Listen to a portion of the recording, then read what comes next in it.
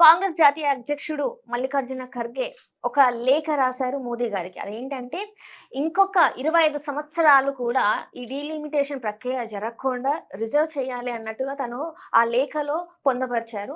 అయితే ఎందుకు మరి ఈ డీలిమిటేషన్‌కి ఇంత వ్యతిరేకత చూపిస్తున్నారు? అండ్ ఇంకొకటి ఏంటంటే, అందరి మధ్యలో ఉన్న ఒక ప్రశ్న ఏంటంటే, డీలిమిటేషన్ చేయకుండా గూడా బీజేపీ మరి ఉమెన్ రిజర్వేషన్ చేయొచ్చు గదా! ఎందుకు చేయట్లేదు? కాంగ్రెస్ మాట్లాడేది కూడా సరైందే కదా! అని చెప్పేసి కొంతమందిలో ఈ క్వెషన్ గూడా రైజ్ అవుతుంది. సో, వీటన్నిటికి ఆన్సర్ చెప్పడానికి ఈరోజు మనతో పాటు ఉన్నారు ప్రముఖ geo political expert Pavan Sri Harsha గారు. నమస్కారం సార్. నమస్తే అండి. సార్ మల్లికార్జున ఖర్గే గారు ఒక లేఖ రాశారు మోదీ గారికి. ఏంటంటే, ఏదైతే డీలిమిటేషన్ ప్రక్రియ ఇంకొక 25 సంవత్సరాల వరకు కూడా కొనసాగించాలి. ఇలానే ఉంచాలి. డీలిమిటేషన్ అనేది వద్దు. ఏదైతే ఈ వుమెన్ రిజర్వేషన్ బిల్ ఏదైతే ఉందో ఇందులోనే ఇవ్వాలి. ఏదైతే 543 సీట్స్ ఏవైతే ఉన్నాయో ఇందులోనే ఇస్తే సరిపోతుంది గదా! అని చెప్పేసి మాట్లాడుతున్నారు. సో, దీని మీద మీ స్పందన ఏంటి? అంటే కాంగ్రెస్‌ది ఫస్ట్ వాళ్ళ భయం, వాళ్ళ అస్తిత్వమే ఎంత ప్రమాదంలో ఉంది ప్రస్తుతం. హ్మ్. కాంగ్రెస్‌ది అంటే ఇప్పుడు వాళ్ళు మేము గెలిచి వాళ్ళు ఇప్పుడు ఇటీవల మనం చూసాం.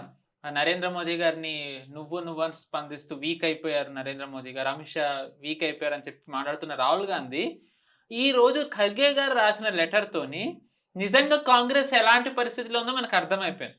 హ్మ్. హ్మ్. ఎందుకంటున్నానంటే, డీలిమిటేషన్ గనక జరిగినట్టయితే 543 సీట్స్ నుంచి 860 సీట్స్‌కెళ్తుంది. నేనిది చాలా సార్లు చెప్పాను ఇక్కడే. 543 సీట్స్‌కి నిజానికి 2024లో కాంగ్రెస్‌కి అభ్యర్థులు లేరు. హ్మ్. ఒకవేళ అదే 860 సీట్స్ గనక అయినట్టయితే ఎక్కడి నుంచి తీసుకొస్తారు? హ్మ్. అండ్ ఇప్పుడు మనం లాస్ట్ టైము బీజేపీ బెంగాల్‌లో గెలవలేదు. బీహార్‌లో పెద్దన్న పాత్రలో లేదు. ఈసారి బెంగాల్ గెలిచింది. బీహార్‌లో పెద్దన్న పాత్రలో ఉంది. ఈ 2 రాష్ట్రాలు ఎందుకన్నానంటే మనకు అత్యధిక రాష్ట్రాలు ఉన్న రాష్ట్రాల్లో సీట్లు ఉన్న రాష్ట్రాల్లో బెంగాల్ మూడో స్థానం సారీ బీహార్ మూడో స్థానం అయితే బెంగాల్ నాలుగో స్థానం. హ్మ్. సో, అంటే టాప్ 5 స్టేట్స్‌లో 4 స్టేట్స్‌లో బీజేపీకి గ్రిప్ వచ్చింది. First place UP 80 seats, second place Maharashtra 48 seats, third place Bihar 42, fourth place Bengal 40 seats. ఇక్కడ బీజేపీకి పట్టు వచ్చేసింది. అంటే almost half of the seats 25% of the seats ఉన్న రాష్ట్రాల్లో BJP victory sealed. Gujarat, Madhya Pradesh, Chhattisgarh ఇలాంటి రకరకాల రాష్ట్రాలు ఎలా వేసుకుంటూ వెళ్ళినా బీజేపీకి మెజారిటీ కనీసం బొటాబొటిగన్నా వస్తుంది. హ్మ్. అభ్యర్థులు దొరకడంలో బీజేపీకి సమస్య లేదు. కానీ కాంగ్రెస్‌కేరి 543 సీట్లున్నప్పుడు కాంగ్రెస్‌కి నిజానికి చాలా చోట్ల అభ్యర్థులు లేరు. అండ్ గుజరాత్‌లో ఒక సీట్‌లో ఎంపీ సీట్ ఇస్తే ఐ థింక్ అహ్మదాబాద్ అనుకుంటా. ఆయన రాజీనామా చేసేసారు. నేను పోటీ చేయలేనిక్కడ. నేను పోటీ చేయలేను. ఇక్కడ బీజేపీని ఎలాగో గెలుస్తున్నాను రాజీనామా చేసి ఆయన బీజేపీలో జాయిన్ అయ్యారు. ప్రస్తుతం ఆయన spokes person behind the scenes చాలా కీలక పాత్ర పోషిస్తున్నారు. హ్మ్. అంటే 24లోనే కాంగ్రెస్ ఎలాంటి బలహీనమైన స్థితిలో ఉందో చూడండి. సో, బట్ స్టిల్ 99 వచ్చింది అని చెప్పి ఏదైతే అన్నారో అది ఫ్లూక్ అని చెప్పి మనకు దాని తర్వాత జరిగిన ఎన్నికలు తెలిసిపోయాయి. అంటే జనాలేమి కాంగ్రెస్‌తోని లేరు ఇంకా. హ్మ్. హ్మ్. అంటే మోదీ గారి వేవ్ ఇంకా అలాగే ఉందని తర్వాత జరిగిన హర్యానా కానివ్వండి, మహారాష్ట్ర కానివ్వండి, ఢిల్లీ కానివ్వండి, బీహార్ కానివ్వండి, బెంగాల్, అస్సాం చూపిస్తుంది. గెలుపు కాదు అఖండ విజయాలు నమోదు చేసింది బీజేపీ. సో, కాంగ్రెస్ గెలిచిన ఈ ఈ ఏవైతే రాష్ట్రాలున్నాయో 24 లోక్‌సభ తర్వాత కాంగ్రెస్ గెలిచింది ఒక్కటే ఒక రాష్ట్రం. అది కూడా కూటమి సాయంతో. అది కూడా ముస్లిం లీగ్ సాయంతో. అది కూడా కేరళలో. హ్మ్. సో, అంటే కాంగ్రెస్ ఎలాంటి చోట గెలుస్తోంది, ఎవరి సాయంలో ఉంటే గెలుస్తుందో తెలిసిపోతుందిక్కడ. సో, ఈ టైంలో గనక డీలిమిటేషన్ జరిగితే బీజేపీ 29 కాదు 49లో కూడా బీజేపీనే గెలిచే అవకాశం ఉంది. హ్మ్. అప్పటి వరకు కాంగ్రెస్ అస్తిత్వం ఏమవుతుంది? సో, జరగకుండా ఉండాలి అంటే డీలిమిటేషన్ జరగకూడదనేది కాంగ్రెస్‌ది ఒక మెయిన్ గట్టి స్టాండ్. ఓ రకంగా ఈ సీజేపీ ప్రొటెస్ట్ కూడా ఎక్స్‌టెండ్ అవ్వడంలో కాంగ్రెస్ కీలక పాత్ర అందుకే పోషించింది. వాళ్ళ దాంట్లో కలవకుండా. మనం గమనించినట్టయితే సీజేపీ ప్రొటెస్ట్ ముగిసిన తర్వాత కూడా కాంగ్రెస్ ప్రతిరోజు పార్లమెంట్‌లో గోల చేసింది. హ్మ్. హ్మ్. హ్మ్. సభ నడవనివ్వలేదు. ఎందుకంటే వాళ్ళకి తెలుసు సభ జరిగితే గనక డీలిమిటేషన్ ఎఫ్‌సీఆర్‌ఏ వస్తాయని. ఎఫ్‌సీఆర్‌ఏ అది కూడా రాకూడదనే వాళ్ళనుకుంటున్నారు. వాళ్ళు రిజల్యూషన్స్ కూడా పాస్ చేస్తారు కాంగ్రెస్. అండ్ డీలిమిటేషన్ కూడా వాళ్ళు రాకూడదనుకుంటున్నారు. సో, అందులో భాగంగానే వాళ్ళు సభ జరగనివ్వలేదు. ఈ 2 బిల్స్ వస్తాయన్న భయంతోని. అండ్ ఇప్పుడు వీళ్ళ హిపోక్రసీ చూడండి. దీని మీద ఇప్పుడు ఆల్ పార్టీ మీటింగ్ పెట్టాలంట. డీలిమిటేషన్ మీద. హ్మ్. అప్పుడు పార్లమెంట్‌లోనే మాట్లాడతారనంటే డీలిమిటేషన్ మీద మాట్లాడనివ్వకుండా ఇప్పుడు ఆల్ పార్టీ మీటింగ్ ఏంటి? సరే అఫ్ కోర్స్ బీజేపీ ఎక్కడా కూడా అధికారికంగా బహిరంగంగా డీలిమిటేషన్ తెస్తాము అని చెప్పి చెప్పలేదు. ఎందుకంటే పార్లమెంట్ మొదలయ్యే టైంకి మనం చూసాం వాతావరణం అంత సానుకూలంగా లేదు. సరే ఇంకా సీజేపీ ప్రొటెస్ట్ ముగిసిన తర్వాత కూడా బీజేపీ సీజేపీ ప్రొటెస్ట్ ఆఫ్టర్ మాత్ ఏదైతే ఉందో పెల్లెట్ గన్ ఈ దాంట్లో తలములకనే ఉంది కాబట్టి ఇంకా ఇప్పుడు వద్దు అని అనుకుంది అనే వార్తలు ఉన్నాయి. బట్ ఈ పార్లమెంటు సెషన్ అందరూ ఏదైతే ముగిసింది అంటున్నారో నిజానికి అది ముగియలేదు. వాళ్ళు దాన్ని పోస్ట్ పోన్ చేశారు. అంటే ఏదో స్పానిష్ది లాటిన్ భాష ఏదో వాడతారు. వాళ్ళు దాని ప్రకారం ఏంటంటే ఎప్పుడన్నా వాళ్ళు పెట్టేసేయచ్చు చర్చ. పార్లమెంట్ మళ్ళీ ఎప్పుడన్నా పెట్టేయచ్చు. మామూలుగా ఏమంటారు ఈ సెషన్ ఈ టైం వరకు ముగిసింది అన్నట్టుగా ఒకటి మనకి నోట్ వస్తుంది. కానీ ఈసారి అలా రాలేదు. ఏంటంటే వీళ్ళు తలుచుకుంటే గనక నెక్స్ట్ వీకే సభ పెట్టేయచ్చు. మళ్ళీ సెషన్ వీళ్ళు పెట్టేయచ్చు, బిల్స్ తీసుకొచ్చేయచ్చు, పాస్ చేసేయచ్చు. ఇమాజిన్ రాహుల్ గాంధీ థాయిలాండ్ ఎక్కడికో బ్యాంకాక్ ఇంకెక్కడికన్నా దేశం వెళ్ళినప్పుడు వీళ్ళు పార్లమెంట్ సెషన్ పెట్టేస్తే రాహుల్ గాంధీ వెళ్ళేటప్పుడు చెప్పరు ఎక్కడికి వెళ్తున్నారు, ఆయన ఎక్కడున్నారో కూడా చెప్పరు. సిఆర్పిఎఫ్ వాళ్ళే అన్నారు కదా మాకు లిటరల్లీ మా సిఆర్పిఎఫ్ అండర్లో ఉన్నప్పుడు మాకు చెప్పాలి ఎక్కడికి వెళ్తున్నారో, కానీ మాకు ఆయన నుంచి అలాంటిది ఏమీ రావట్లేదని. మరి ఆయన ఎక్కడికి వెళ్తున్నారనేది నేను మాట్లాడాను. కానీ ఇమాజిన్ ఆయన అలా ఒకవేళ ఆయన వెళ్తే వీళ్ళు పెట్టేయచ్చు. వీళ్ళు అనొచ్చు అలా ఇలా లేకుండా పెడతారంటే అవును మేము ఇలా పెట్టాము, సభ మేము ఎప్పుడన్నా పెడతాం, అలాంటప్పుడు మీ నేత ఇక్కడ ఉండాలి కదా అని అనేయచ్చు. సో బీజేపీ ఎప్పుడన్నా సభ పెట్టచ్చు. కానీ వాళ్ళు డిలే చేయడానికి ఒక కారణం ఏంటంటే వాళ్ళకి నెంబర్ ఒకటి అంటే ఇప్పుడు మనకి తెలిసిందే బీజేపీకి 2/3 మెజారిటీ లేదు. సో వాళ్ళకి ఏంటంటే వేరే పార్టీల సహాయం కావాలి అపార్ట్ ఫ్రమ్ ఎన్డీఏ. మనకు అందులో భాగంగానే డిఎంకేతోని దాని తర్వాత టీఎంసీ వాళ్ళు ఒక స్ప్లిట్ అయ్యి ఎన్సీపీఐలో మర్జ్ అయ్యారు. ఉద్ధవ్ ఠాక్రే పార్టీ వాళ్ళు బీజేపీకి సమర్థిస్తున్నారు. దాని తర్వాత శరద్ పవార్ కూడా సమర్థిస్తారని ఉంది. ఇంకా ఇండిపెండెన్స్ ఎవరన్నా సమర్థిస్తున్నారేమో మనకి తెలీదు. సో మనం చూసుకున్నట్టయితే ఇలాగ బీజేపీ నెంబర్స్ సమకూర్చుకుంటోంది. ఇదే ఒక ఎత్తు. ఇంకొక ఎత్తు ఏంటంటే దీని మీద కన్సెన్సస్ బిల్డ్ చేయడం. అంటే ఏంటంటే డీలిమిటేషన్ ఎందుకు తెస్తున్నారు, ఉమెన్ రిజర్వేషన్ ఎందుకు తెస్తున్నారు, ఇది ఎందుకు అవసరం అనేది జనాల్లోకి వెళ్ళేలా చెప్పడం. ఎందుకంటే ఇది జనాల్లోకి స్పష్టంగా ఎందుకు చేస్తున్నామో తెలియకుండా, అంటే వాళ్ళకి తెలుసు, జనాలకు అర్థం కాకుండా వెళ్ళినట్టయితే విపక్షాలు గనక దీనిని రాంగ్గా తీసుకెళ్ళినట్టయితే వీళ్ళు చేసిన దానికి లాభం ఉండదు. సో అలా కాకుండా ఎందుకు తీసుకెళ్తున్నామని స్పష్టంగా తీసుకెళ్ళి చెప్పి అందరూ కాంగ్రెస్ ఎలాగో రాదు, సో బట్ ఎంతమంది వస్తే అంతమందితోని కలిసి దీన్ని పాస్ చేయించాలనే ఒక వ్యూహంలో బీజేపీ ఉంది. అందులో భాగంగానే ఇటీవల మనం గమనించినట్టయితే అమిత్ షా గారు దక్షిణాది రాష్ట్రాల ముఖ్యమంత్రులతో మీటింగ్ పెట్టారు. అఫ్ కోర్స్ రేవంత్ రెడ్డి రాలేదు, but apart from Revanth Reddy అందరూ వెళ్ళారు. ఇంక్లూడింగ్ కాంగ్రెస్ ముఖ్యమంత్రులైన డికే శివకుమార్ కానివ్వండి, విడి సతీశన్ కానివ్వండి, ఆబ్వియస్లీ చంద్రబాబు నాయుడు గారు వెళ్తారు, బట్ విజయ్ కూడా వెళ్ళారు. అయితే మామూలుగా మనం గమనించినట్టయితే అసెంబ్లీలో అక్కడ మాట్లాడుతూ ఉన్నప్పుడు విజయ్ డీలిమిటేషన్ ని వ్యతిరేకిస్తూ వచ్చారు. నేను డీలిమిటేషన్ ఒప్పుకోనని. కానీ అమిత్ షా గారిని కలిసినప్పుడు విజయ్ అన్నది ఏంటి అంటే నాకు ఒక మాట ఇవ్వండి, దక్షిణాది రాష్ట్రాలకి ఎటువంటి అన్యాయం జరగదు అని నాకు మాట ఇవ్వండి అని అన్నారు. అమిత్ షా గారు ఏమన్నారు, దక్షిణాది రాష్ట్రాలకు అన్యాయం జరగదు, ఎంతైతే సీట్లు ఉన్నాయో అంత 50% పెరుగుతాయి. కానీ 50% పెరిగినా కూడా 50% పెరిగినా కూడా దక్షిణాదిలో చాలా తక్కువ పాపులేషన్ ఉంది, మనకు తెలిసిందే. చాలా తక్కువ 50% అన్నా కూడా చాలా తక్కువ పెడితే అక్కడ నార్త్లోనే ఎక్కువ పెడితే ఇక్కడ మాత్రం పెరగవు అనేది ఫస్ట్ నుంచి ఉంటున్న ఒక క్వశ్చన్. దీనివల్ల అన్యాయమే జరుగుతుంది, న్యాయం అయితే జరగదు. ఏదైనా పార్లమెంట్లో బిల్లు పాస్ చేయాలంటే ఇంకా సౌత్తోని పని లేకుండానే నార్త్ ఎవరైతే ఉన్నారో వాళ్ళే పెట్టుకొని ఇప్పటికే పట్టించుకోవట్లేదు సౌత్ని. ఇంకా ముందు ఇలాంటి డీలిమిటేషన్ జరిగితే అసలుకే పట్టించుకోరు అనేది ఒక చర్చ అయితే జరుగుతుంది. మరి దాని మీద మీరేమంటారు? అది శుద్ధ అబద్ధం. ఒకవేళ 50% అన్ని రాష్ట్రాలకి పెరిగితే దక్షిణాది రాష్ట్రాలు లాభపడతాయి. బీజేపీ వీళ్ళు ఇప్పుడు అంటున్నారు కదా ఉత్తరాది కోర్ ఓట్ బ్యాంక్, నిజానికి వాళ్ళకి బీజేపీ అన్యాయం చేస్తాం. ఎందుకంటే ఇప్పుడు డీలిమిటేషన్ ఇప్పుడు జరగకపోతే 2029లో జరగాలి. ఇప్పుడు ఆల్రెడీ సెన్సెస్ మనకు తెలిసిందే జరుగుతుంది. దాని ఆధారంగా 2029లో ఖచ్చితంగా డీలిమిటేషన్ జరుగుతుంది. సారీ 2034 సారీ అండి, 2029 కాదు 34 ఎలక్షన్స్కి వచ్చేసరికి డీలిమిటేషన్ ఖచ్చితంగా జరుగుతుంది. జనాభా ఆధారంగా చూసుకున్నట్టయితే అప్పుడు ఏమవుతుంది, ఉత్తరాది రాష్ట్రాలకి సీట్లు పెరుగుతాయి, దక్షిణాది రాష్ట్రాలకి సీట్లు తగ్గుతాయి. ఇప్పుడు మీకు ఒక ఉదాహరణ చెప్తా. ఇప్పుడు ఉన్న పరిస్థితుల్లో బీజేపీ చెప్తున్న 50% పెరిగినట్టయితే 2 రాష్ట్రాలు నేను ఉదాహరణ చెప్తా. ఒకటి దక్షిణాది రాష్ట్రమైన తమిళనాడు, 2 ఉత్తరాది రాష్ట్రమైన ఉత్తరప్రదేశ్. ఉత్తరప్రదేశ్‌లో 50% అంటే ఇప్పుడు 80 సీట్లున్నాయి.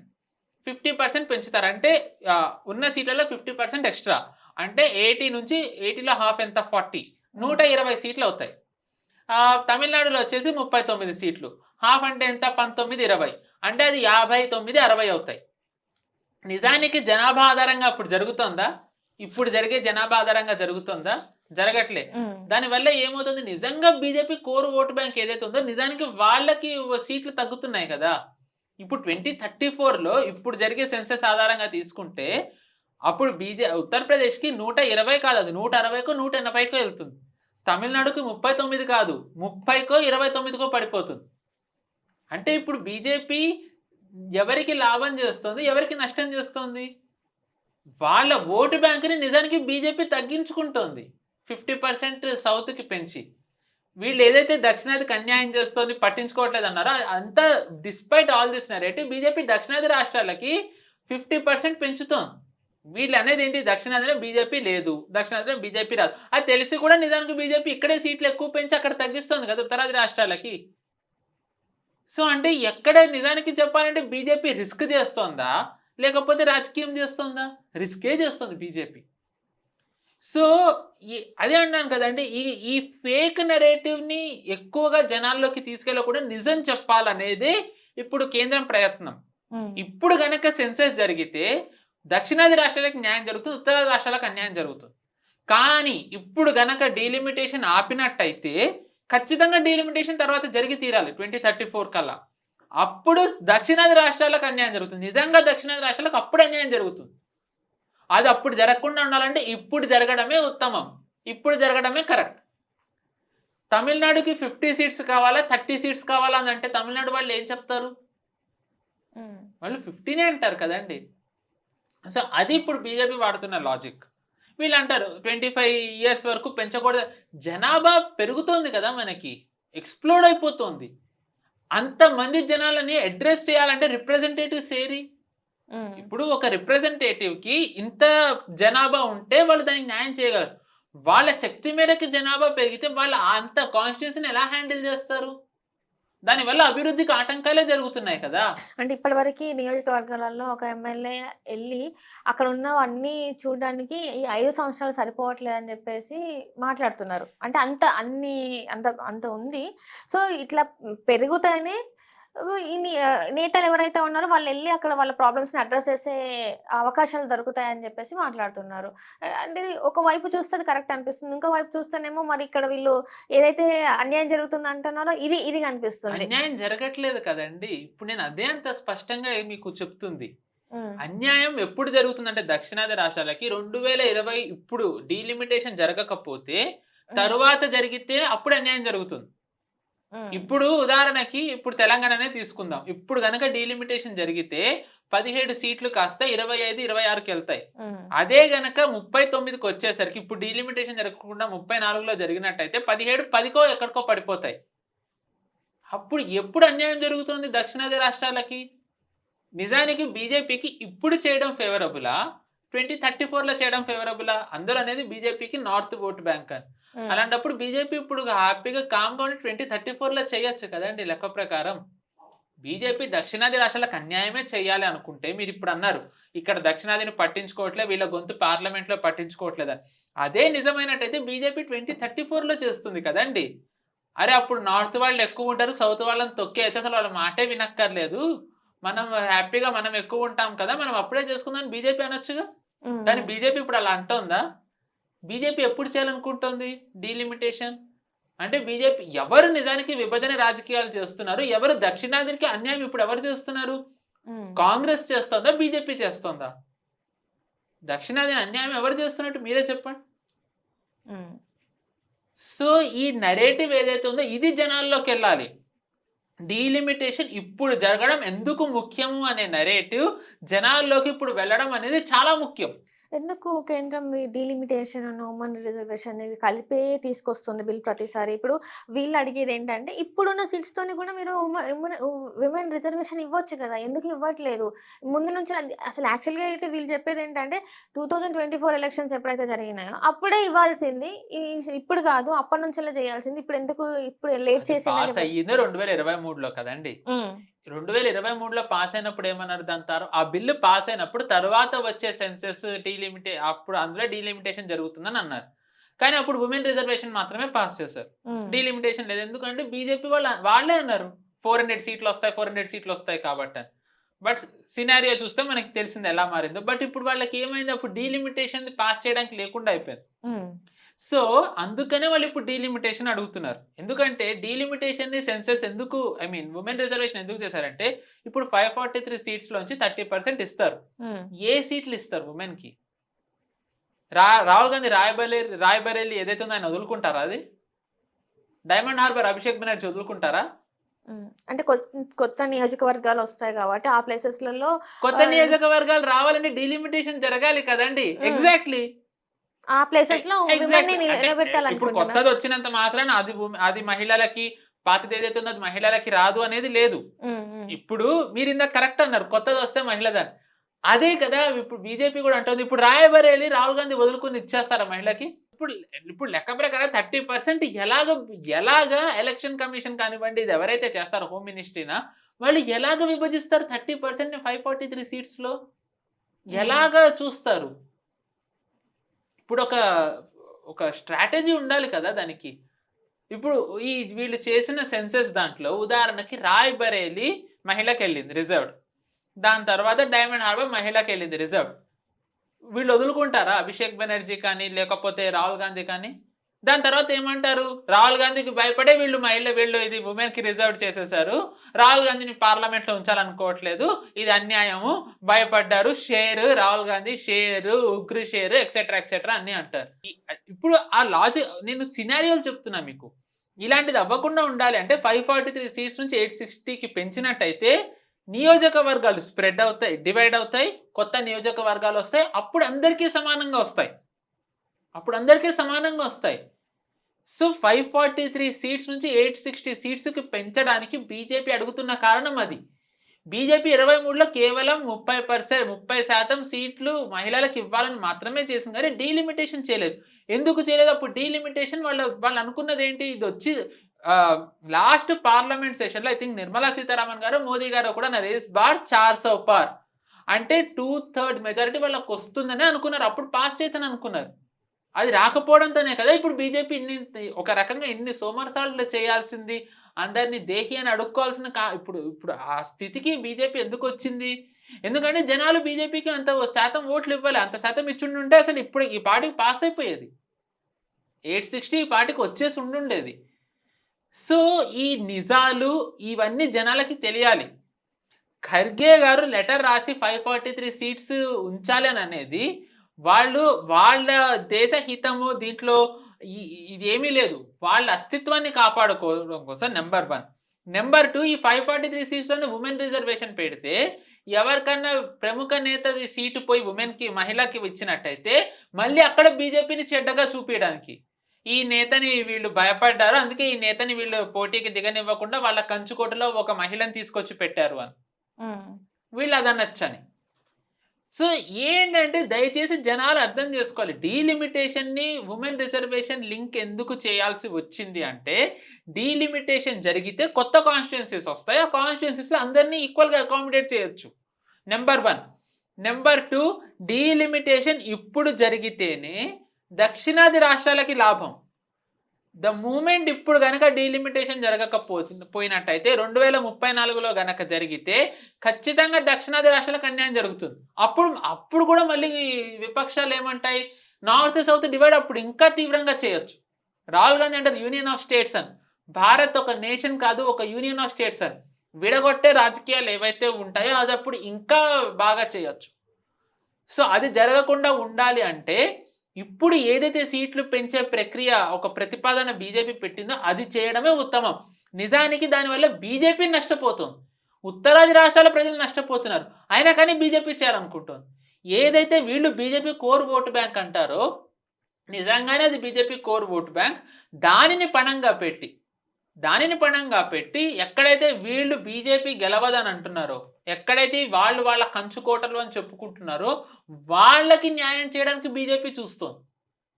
సో ఎవరు న్యాయం చేస్తున్నారు? ఎవరు అన్యాయం చేస్తున్నారు? ఎవరు ఉత్తరాది ప్రజలకు న్యాయం చేస్తున్నారు? ఎవరు ఉత్తరాది ప్రజలకు అన్యాయం చేస్తున్నారు? ఎవరు దక్షిణాది ప్రజలకు న్యాయం చేస్తున్నారు? ఎవరు దక్షిణాది ప్రజలకు అన్యాయం చేస్తున్నారు? డీలిమిటేషన్ ఇప్పుడు తెస్తే మంచిదా? డీలిమిటేషన్ తర్వాత తెస్తే మంచిదా? ఇప్పుడు తెస్తే 39 సీట్లున్న తమిళనాడు 50కి వెళ్ళడం మంచిదా? లేకపోతే 34లో జరిగితే 30కి పడిపోవడం మంచిదా? ఇప్పుడే గనుక డీలిమిటేషన్ జరిగితే 17 సీట్లున్న తెలంగాణ 25, 26కి రావడం మంచిదా? లేకపోతే 34లో జరిగితే 12, 10కి పడిపోవడం మంచిదా? ఇవన్నీ కూడా జనాలకి తెలియాలి. నిజానిజాలు తెలియాలి. కాంగ్రెస్ కుట్రని స్పష్టంగా చెప్పాలనే ఉద్దేశంతోనే ఈరోజు ఇది మాట్లాడడం జరిగిందండి. అంటే ఇప్పుడు ఖర్గే గారికి ఏం సమాధానం చెప్తారు? అంటే లేఖ త్రూ చెప్తారా? లేకపోతే దీని మీద ఒక ప్రెస్ మీట్ చెప్పి పెడతారా? అంటే దీని అసలు లేకపోతే ఆన్సరే చెప్పరా? అసలు ఏమంటారు మరి దీనికి? పార్లమెంట్ సెషన్‌లో చెప్తారేమో. పార్లమెంట్ సెషన్ పెట్టి. సీ డీలిమిటేషన్ ఇప్పుడు అదే అన్నానండి. అంటే వాళ్ళది ఎంత ఇల్లాజికల్‌గా ఉందో చూడండి. 25 ఇయర్స్‌కి పెట్టాలంట.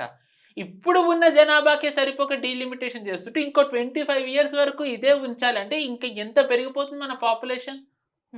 ఇప్పుడు ఖర్గే గారికి సపోర్ట్ చేసేవాళ్ళు లేరంటారా?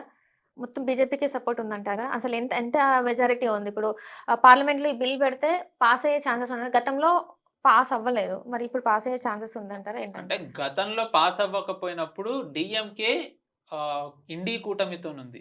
కానీ డీఎంకే అప్పుడు స్పష్టంగా చెప్పింది, మాకు మీరు అష్యూరెన్స్ ఇవ్వండి. దక్షిణాది రాష్ట్రాలకు అన్యాయం జరగదంట. అమిత్ షా గారు అన్నారు, నాకొక గంట సమయం ఇవ్వండి. ఈ ఏదైతే బిల్ ఉందో ఈ బిల్లులో దక్షిణాది రాష్ట్రాలకి 50% పెంచేలా నేను ఇప్పుడే తీసుకొస్తాను. కేసీ వేణుగోపాల్ గారు ఒప్పుకోలేదు. కాంగ్రెస్ నేత ఒప్పుకోలేదు. దాంతోని ఇంకా గంట సమయం రాలేదు. ఓటింగ్‌కి వెళ్ళిపోయింది. అండ్ బిల్లు వీగిపోయింది. దాని తర్వాత ఏమైంది? తమిళనాడులో టీవీకే ఎమర్జ్ అయింది. డీఎంకేని వదిలేసి కాంగ్రెస్ టీవీకేతోని కూటమి వెళ్ళింది. డీఎంకే కాంగ్రెస్‌ని ఒక విలన్‌గా చూస్తోంది. సో ఏంటంటే ఇప్పుడు సినారియోస్ మారిపోయాయి. శత్రువుకి శత్రువు మిత్రుడిలాగా డీఎంకే ఏంటంటే కాంగ్రెస్ మీద ఉన్న కోపంతోని ఇప్పుడు బీజేపీకి సమర్థించే అవకాశం ఉంది. అయితే ఇక్కడ ఇప్పుడు ఏమవుతుంది? బీజేపీకి డీఎంకే సమర్థించినట్టయితే నరేటివ్ ఇక్కడ రాంగ్ వెళ్ళొచ్చు. టీవీకే కాంగ్రెస్ ఎకో సిస్టమ్ కూడా వీళ్ళిద్దరూ కలిసి దక్షిణాది రాష్ట్రాలకు అన్యాయం చేస్తున్నారు అనేది రావచ్చు. మేబీ డీఎంకే అది చెప్పడం వల్లే మీరు విజయ్‌ని గనక దీంతోని సమర్థించేలా తీసుకొచ్చినట్టయితే మేము మీకు సమర్థిస్తామని అనుండొచ్చు. అందుకే అమిత్ షా గారు విజయ్‌ని కలిసి ఉండుండొచ్చు. దాని తర్వాత అప్పటి వరకు అసెంబ్లీలో మాట్లాడుతూ ఐ థింక్ ఆయన రిజల్యూషన్ కూడా పాస్ చేశారేమో. I don't remember exactly. But అసెంబ్లీలో మాట్లాడారు. As far as I remember. Delimitation ఒప్పుకోను, ఇది అన్యాయం అని అన్న విజయ్ అమిత్ షా గారిని కలిసేసరికి మాకు అన్యాయం జరగదు అని మీరు లిఖితపూర్వకమైన హామీ ఇచ్చినట్టయితే మేము ఆలోచిస్తామన్నారు. ఇంకా అంటే లిఖితపూర్వకమైన హామీ అంటే డీఎంకే పార్లమెంట్ సెషన్‌లో ఏమడిగిందో వీళ్ళు అదే అడుగుతున్నారు. అంటే ఒకవేళ లిఖితపూర్వకంగా 50% ఇప్పుడు పెంచుతామని అంటే విజయ్ సమర్థించినట్టు. అంటే డీఎంకేకి అక్కడ ప్రాబ్లమ్ ఉండదు. డీఎంకేకి ఏంటి అంటే వాళ్ళని ఇక్కడ విలన్‌గా చూపించే అవకాశం ఉండదు. ఎందుకంటే విజయ్ కూడా సమర్థించారు కదా! సో అప్పుడు ఏమవుతుంది? కాంగ్రెస్ టీడీపీ ఎలాగో సమర్థిస్తుంది. సో ఏపీ ప్రాబ్లమ్ ఉండదు. తెలంగాణలో ఇక్కడ నేతలు ఉండనే ఉన్నారు. కర్ణాటక ఆల్రెడీ కాంగ్రెస్ టఫ్ టైమ్‌లోనే ఉంది. వాళ్ళకి అంతర్గత రాజకీయాలతోని. కేరళ అంటారు అది ఇప్పుడే వచ్చింది. Kerala is a different ball game. అక్కడ బీజేపీ ఎమర్జ్ అవుతుంది ఇప్పుడు ఇంకా. మేబీ డీలిమిటేషన్‌లో హిందూ మెజారిటీ సీట్స్ వస్తే అది కూడా బీజేపీకి హెల్ప్ అవ్వచ్చేమో. మరి తెలీదు ఇంకా సినారియో ఏంటి అని. తెలంగాణ ఆల్రెడీ ఇంటర్నల్ రైవల్రీ ఉంది అనే ఊహాగానాలు ఉన్నాయి. తెలంగాణ నేను తెలుగు రాష్ట్రాలు అంత ఫాలో అవ్వను. మీకే తెలుసు నాకంటే ఎక్కువ. క్షమించాలి. సో బట్ అండ్ ఇక్కడ అవునన్నా కాదని ఇక్కడ కొంచెం మాట్లాడే బీజేపీ నేతలున్నారు. రామచంద్రరావు గారు అధ్యక్షుడు కానివ్వండి, బండి సంజయ్ గారు కానివ్వండి, ధర్మపురి అరవింద్ గారు కానివ్వండి, కిషన్ రెడ్డి గారు కానివ్వండి, ఈటెల రాజేందర్ గారు కానివ్వండి, కొండా విశ్వేశ్వర రెడ్డి గారు కానివ్వండి. సో ఏంటంటే ఇలాంటి నేతలు మేబీ వాళ్ళ జనాల్లోకి తీసుకెళ్ళొచ్చేమో. సో అంటే కన్సెన్సస్ బిల్డింగ్ జరిగితే అందరినీ ఒక్క తాటి మీద కాంగ్రెస్‌ని కాకుండా అందరినీ ఒక్క తాటి మీద తెచ్చి జనాలలోకి డీలిమిటేషన్‌ది మేబీ కరెక్ట్‌గా వెళ్ళిందని అనుకుంటే మేబీ వాళ్ళు బై మేబీ అక్టోబర్కే తేవచ్చు. ఆర్ లేకపోతే వింటర్ సెషన్‌లో నెక్స్ట్ వచ్చే సెషన్ ఏదైతే ఉందో, ఆ సెషన్‌లో మాన్సూన్ సెషన్ అప్పుడు వాళ్ళు పాస్ చేయొచ్చు. సో, బట్ ఈ ఇయర్ జరిగితేనే అది మంచిది. అండ్ ఐ హోప్ అది జరగాలనే కోరుకుంటున్నా. అది జరగడం ఎంత ముఖ్యమో, కాంగ్రెస్ స్ప్రెడ్ చేసిన నెగెటివ్ నరేటివ్ ఏదైతే ఉందో, ప్రొపగండా దాన్ని బస్ట్ చేసి జనాలకి నిజానిజాలు చెప్పడం కూడా అంతే ముఖ్యం.